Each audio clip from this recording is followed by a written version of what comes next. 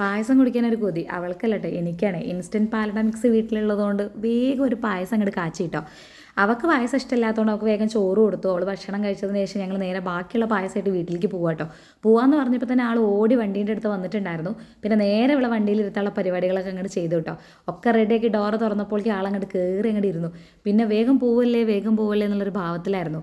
ഇപ്പോൾ ഇവിടുന്ന് നീങ്ങണമെങ്കിൽ രണ്ട് കാര്യങ്ങൾ ആവശ്യമാണ്.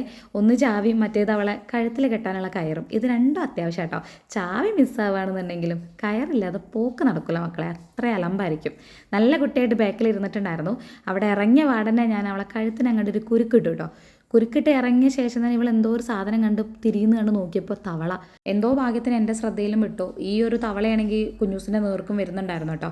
നായ്ക്കളൊരു ചെറിയ രീതിയിൽ പോലും ഈ തവളയെ നക്കാൻ പാടില്ല എന്ന് പറയാം, അത്രയും വിഷമാണല്ലോ. എന്തായാലും ഭാഗ്യമുണ്ട്. അത് കഴിഞ്ഞ് നേരെ ഞങ്ങൾ വീട്ടിൽ പോയി അമ്മുന് പായസം കൊടുത്തു. അമ്മു നല്ല അഭിപ്രായം പറഞ്ഞിട്ടുണ്ടായിരുന്നു കേട്ടോ ഗൈസ്.